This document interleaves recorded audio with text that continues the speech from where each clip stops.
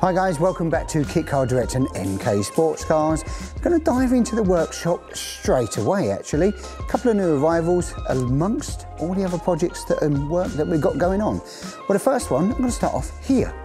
This one's just rolled in. Now, you must be watching this thinking, what is that? Well, I'm not going to tell you, I'm going to let you guess.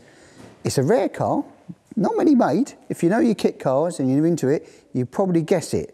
But put your comments below what you think this car is, and maybe I'll let you know at the end, but we'll see. Have a guess.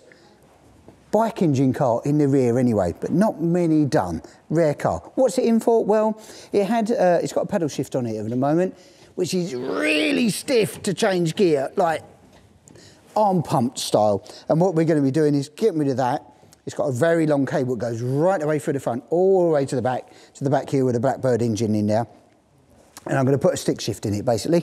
Customer wants a stick shift, make life easier to change gear, and then make sure we can get the passenger seat in at the same time as well. So, yeah, it's Blackbird engine, dry sumped. It is I'm not going to tell you, I want your comment below. That's first car that's rolled in the workshop. Second car that's rolled in. This car, it's not unfamiliar to us, it's been in before, you may have seen it, come in, had a couple of starting issues. What it was, it's just been out, it's nice and warm, had it on a test drive. I can drop this off, the bonnet catch under here. Oh, it's going to take a second. Look, it's got these special little retaining clips on here to stop his bonnet coming off. So it's got a little pinto in it, 2 litre pinto and a single carb. Many of these were built over the years. It's actually not a bad little car, actually, in British racing green. Nice, clean car, nice colour. Different, yellow, very classic colours. Well, what it was under here, it's got a nice Burton rocker cover on it, look. So under here, there's a little fuel pump down here. This is a suction pump from the fuel tank, very different to what we do. Normally have a little ticker pump at the back there, a little facet one, etc. It's got a little suction pump in here. It did fail the first one that he had, which broke down, and he fitted a new one, and that seemed to fail, so we had to get another one and check that out and wire it in, put an inline fuse in it as well. So now that has been tested, run, etc. But yeah, it's quite a nice little car, very contrasting colours. Very different kind of dashboard, using the standard Pinto clocks on there. Oh, sorry, Sierra Pinto clocks. Very, bit like early what we do with Mazda now, but Mazdas have moved on a long, long way since then. So, yeah, tidy little car. We'll get that back to him now. And she seems to be running super duper. So that's car number 2. Let's roll over here while we're on a roll, talking about cars, moving into more modern era engines. A car you're familiar with, so the K20 car, hashtag Collins car, went through IVA this week, which Elliot's got some footage of that, haven't you, Elliot? Nod the camera. Yeah, we've got some footage of that. So sailed through IVA, no issues at all, which was fantastic. With it be, you know, it's a good couple of hour test, as you know. But there is a video, as you know, as well, online about how top tips on that. But since post IVA, the customer's had little changes and some upgrades. He's now wanted a screen on it, so we put a screen on it. Instead of the standard mirrors that we have, he's put some little race mirrors on here. Also, we've gone from standard lights to LED, and these have got the indicators in them as well. So there we go. It's got a freewheel on this car, so do you know what? I can bring this over and do this here. Look at this. There we go. 1 indicator, 2 indicator, hazards. How trick's that? And high beam, look, all at the same time. So that's pretty trick, pretty flash. They look really good. In fact, very bright. So no issues with you seeing you on the road on those. Let's get the steering wheel back on. There she goes.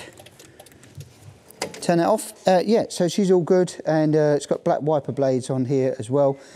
Stone guards have gone on.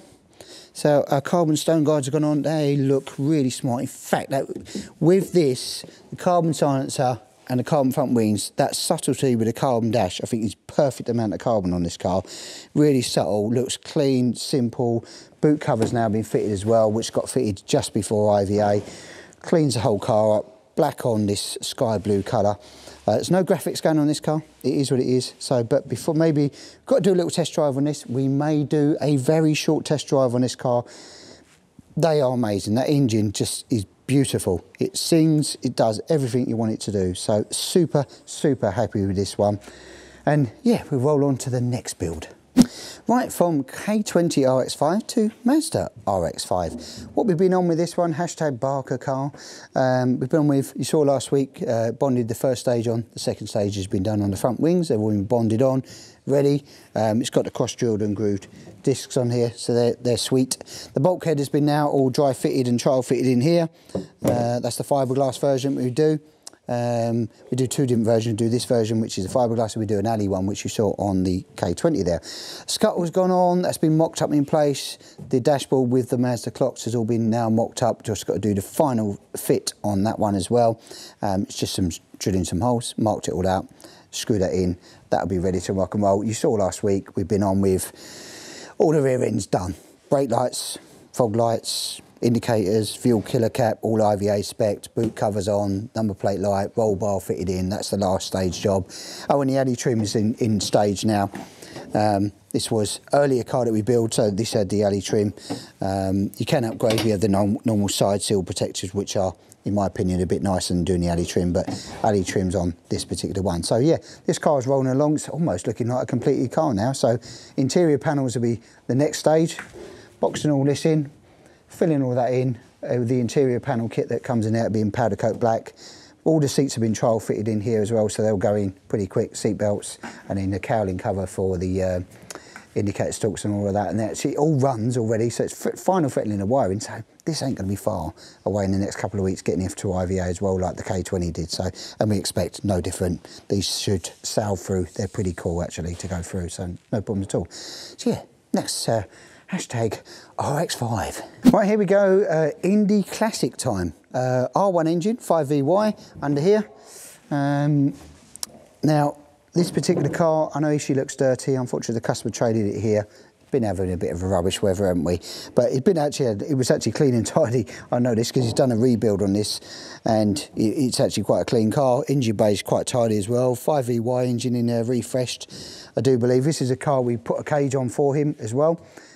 Which was a bit of a throwback actually, because it's an Indy R cage on a classic. They are different. So if you buy a classic, make sure you buy a classic cage rather than an Indy R. So a bit more of a get to fit, shall we say. So this car is going to be geoed and corner weighted. So I'm going to say to you, guess the weight.